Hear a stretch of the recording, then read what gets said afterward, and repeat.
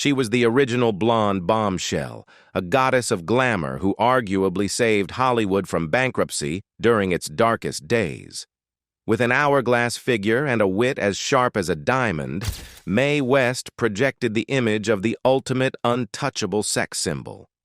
But behind the feathers, the scandalous quips, and the jail time she served for corrupting morals, Mae was guarding a truth she desperately tried to erase from history. It wasn't just a rumor. It was a documented reality buried in a Milwaukee courthouse that threatened to shatter her carefully crafted empire. What was the dark secret the Queen of Controversy took to her grave? To understand the magnitude of the secret she hid, we have to peel back the layers of the legend. Long before she was the highest-paid woman in the United States, earning more than the titans of industry, she was just Mary Jane West, born in the rough-and-tumble streets of Brooklyn in 1893. She wasn't born into aristocracy. She was the eldest daughter of a prize-fighter and a corset model. This gritty beginning forged a spirit that was harder than the diamonds she would later wear. From the moment she could walk, she wasn't interested in a normal life. By age 5, she was already on stage, getting her first taste of applause. That early exposure to the limelight created an insatiable hunger within her. Years later, she would confess to an interviewer that she ached for the spotlight like the strongest man's arm around me. This wasn't just a career choice. It was a biological need. As a teenager, she threw herself into the grueling vaudeville circuit. She didn't want to be a polite Victorian lady. She wanted to be a force of nature. She was often seen hanging around black juke joints, absorbing the stifling blues and learning a sexy rhythmic dance known as the shimmy. Mae West took that raw, rhythmic energy and brought it to white audiences, scandalizing the establishment while mesmerizing the crowd. She incorporated the shimmy into her act, ending her performances with a shake that left little to the imagination. She was creating a persona that was entirely new, a spirited, wise-cracking woman who owned her sexuality completely. She positioned herself as a woman who desired men but had absolutely no use for marriage or domesticity. She wanted the pleasure without the chains, frolicking with muscle-bound men and even dangerous mobsters. However, even the most guarded rebels have moments of vulnerability. In the midst of building this fiercely independent identity, a young Mae West made a choice that contradicted everything she would later stand for. She met a fellow vaudeville performer named Frank Wallace. The chemistry was volatile, passionate, and persuasive. Wallace wasn't just another fling. He was the one man who managed to talk the defiant teenager into something she claimed to despise. Driven by a rush of teenage emotion and perhaps a fleeting desire for stability in a chaotic industry, she agreed to cement their union. They stood before a registrar, and the girl who would become the world's most famous symbol of single freedom signed her name on a marriage certificate. She thought it was just a piece of paper, a moment of passion that she could walk away from when the thrill faded. But as she would soon discover, you can't simply walk away from a legal document, and this one impulse decision was a ticking time bomb waiting to explode her future. The marriage to Frank Wallace was, for all intents and purposes, over before the ink on the certificate had even dried. Mae West was not a woman to be domesticated. According to later court testimonies, they lived together for only a few weeks. The domestic life bored her. The constraints of a traditional union felt like a corset she couldn't breathe in. There were whispers that she stepped out on Wallace almost immediately, treating her vows with a casual indifference that baffled him. When he confronted her, she reportedly laughed it off, calling it innocent fun. Wallace, smitten and perhaps realizing he was trying to hold on to a hurricane, allowed the relationship to dissolve into silence. The true separation, however, was strategic rather than just emotional. By 1916, a booking agent convinced the estranged couple of a hard truth. Mae West was a commodity, and that commodity was worth significantly more if she was available. The public wanted a fantasy, not a housewife. Wallace, in a move that seems almost baffling by today's standards, agreed to a pact of silence. He signed an agreement to keep the marriage a secret, allowing Mae to craft her public persona from scratch. She wasn't just hiding a husband, she was erasing him to build a goddess. Free from the public burden of marriage, Mae went to war with the establishment. She didn't just push the envelope, she tore it to shreds. In 1926, she wrote and starred in a Broadway play explicitly titled Sex. It was a raw, scandalous production that the critics loathed, but the public devoured. The authorities were less amused. The play led to a raid, and Mae was sentenced to 10 days in jail on charges of corrupting the morals of youth. Most actresses would have been humiliated, their careers shattered by a prison sentence. Mae West saw it differently. She treated her incarceration like a press tour. She arrived at the prison in a limousine, reportedly wearing silk underwear, and emerged 10 days later not as a fallen woman, but as a martyr for free speech and a national sensation. She realized early on what modern celebrities take for granted. Notoriety is just another form of currency. She later famously quipped, "I believe in censorship. I made a fortune out of it." But as she ascended from Broadway notorious to Hollywood royalty, that old signed paper in Milwaukee remained a dormant threat. She was building a castle on a foundation that had a crack in it, believing that her sheer force of will could keep the past buried forever. By the mid-1930s, Mae West was no longer just an actress. She was an industry. She had arrived in Hollywood during the Great Depression and single-handedly revived Paramount Pictures, a studio that had been teetering on the brink of bankruptcy. She was the second highest earner in the United States, trailing only the newspaper mogul William Randolph Hearst. She was the highest-paid woman in the world, bringing in an alleged income of $480,000, a staggering sum for the era. Her power was absolute. Unlike her contemporaries, who were often puppets of the studio system, Mae wrote her own lines, dictated her own camera angles, and controlled her own image. She projected supreme confidence, parading herself as the ultimate independent woman who had never needed a man to sign a check or a marriage license. Her films were filled with double entendres and a playful vulgarity that bypassed the censors by being too clever to pin down. She was the bad girl who won, and the American public loved her for it. However, the higher you climb, the more visible you become. In 1935, at the absolute zenith of her fame, the impossible happened. It wasn't a rival studio or a jealous lover that undid her secret. It was a mundane, bureaucratic error. A clerk working at the Milwaukee courthouse was sorting through old wedding card records when a familiar name jumped out from the dusty files: Mae West.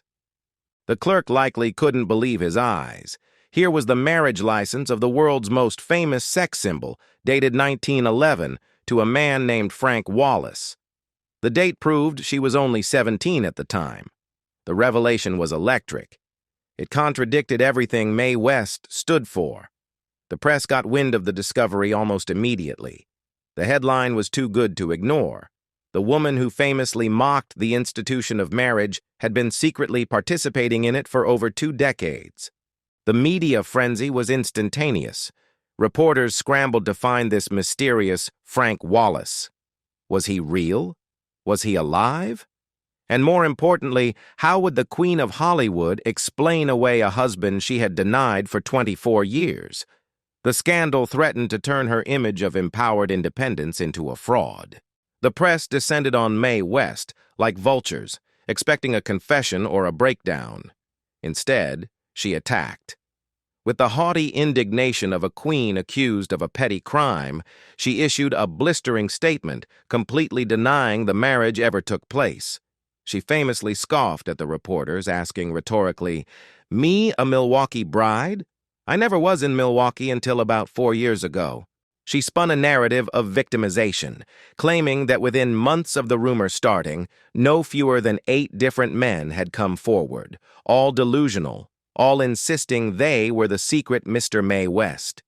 To her, this was just another attempt by opportunists to grab a piece of her fortune.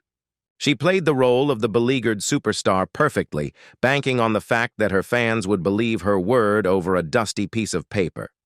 She portrayed herself as a target, a woman so desirable and wealthy that men were literally inventing histories with her. For a moment, it seemed like her sheer force of personality might steamroll the truth.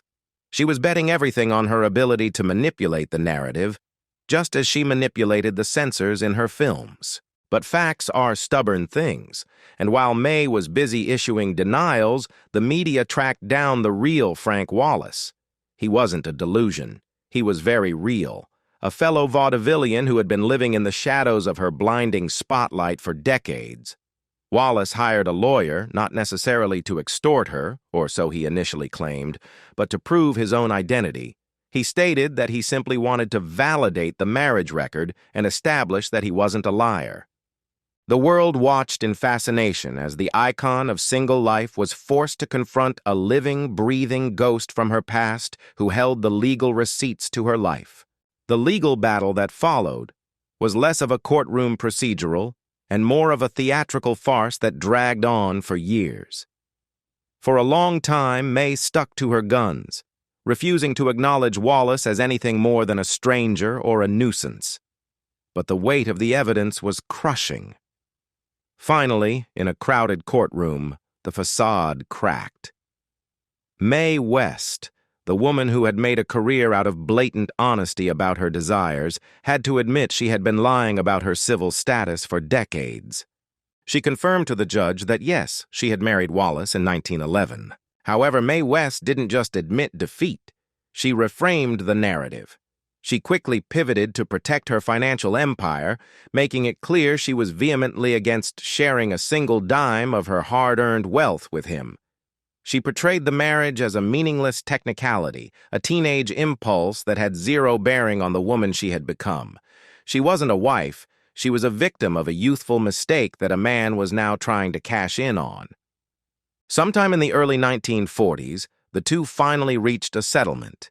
Perhaps realizing he couldn't win a war of attrition against Hollywood's toughest woman, or perhaps having been paid off quietly behind the scenes, Wallace dropped his demand for a $1,000 monthly alimony. They appeared in court together, an odd pair, the glamorous star and the gray-haired man she left behind. Mae told the jury they had lived together for only a few weeks, painting the marriage as a union that had technically lasted 31 years, but practically existed for 31 days. The judge granted the divorce, finally severing the tie. But while the marriage scandal was put to rest, the intense scrutiny into her past had opened a door she couldn't close, leading researchers to a theory far more shocking than a secret husband, one that questioned her very DNA. With the marriage scandal buried, Mae West continued her reign, but the public fascination with her private life morphed into something stranger. For years, long before her death in 1980 at the age of 87, whispers circulated through Hollywood that Mae West wasn't just hiding a husband, she was hiding her gender. The rumor that Mae West was actually a man gained traction, fueled by her exaggerated, almost drag queen-like persona, her heavy makeup, and her husky voice. It was a conspiracy theory that haunted her later years, a testament to how truly otherworldly she seemed to the average American. However, when she passed away, her death certificate, signed by both a physician and a mortician, confirmed biologically what she had always claimed. She was indeed a woman. But as one rumor died, a far more compelling and historically significant theory emerged from the research of biographer Jill Watts.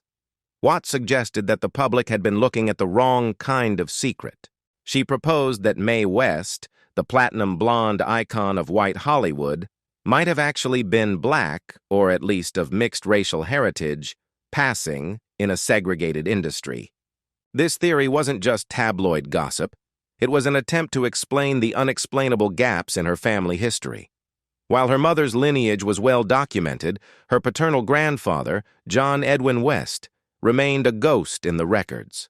He was a tough seafarer, whose ethnic origins were suspiciously difficult to pinpoint compared to her other European ancestors. In a time when the one-drop rule could destroy a career, the ambiguity of her grandfather's identity raises questions that go far beyond simple genealogy.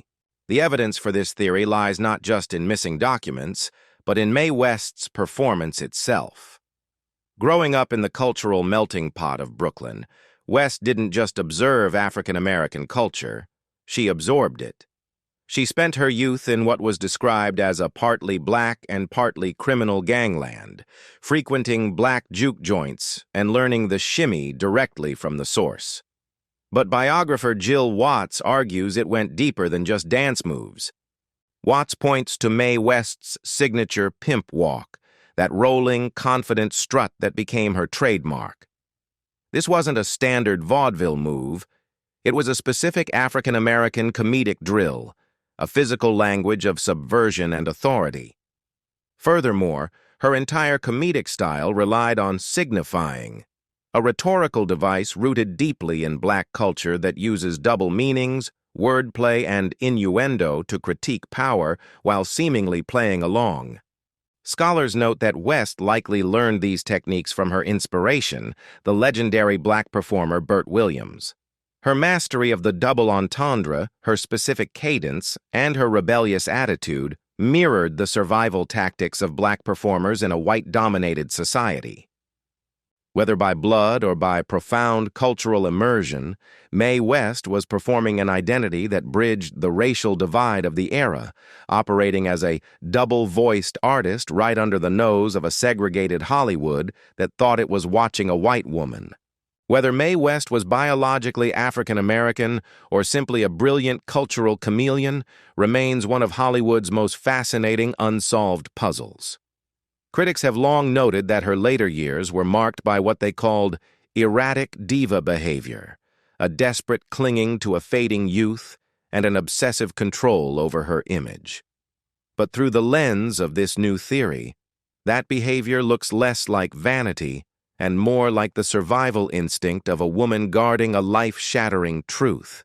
If she was indeed passing in a segregated America, her entire career was a high-stakes performance where a single slip-up could have cost her everything. Her numerous off-screen romances were equally shrouded in mystery.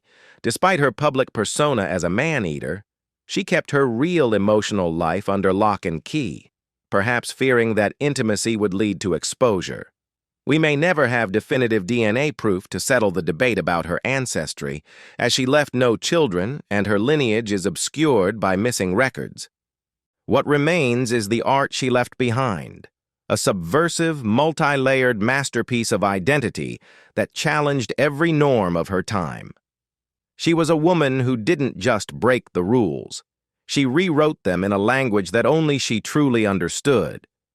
Mae West passed away in 1980 at the age of 87, taking the final truth of her origins with her.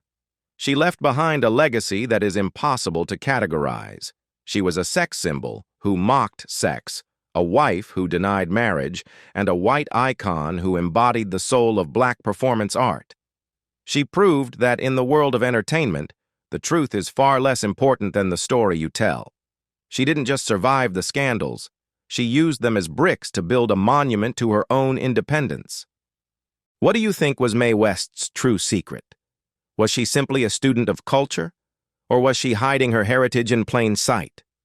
Let us know your theories in the comments below. If you enjoyed this deep dive into Hollywood's hidden history, please hit that like button and subscribe to our channel so you don't miss out. And make sure to tune in for our next video, where we will unravel the enigmatic words and tragic destiny of Corinne Calvet. You won't want to miss it. You won't want to miss it. You won't want to miss it.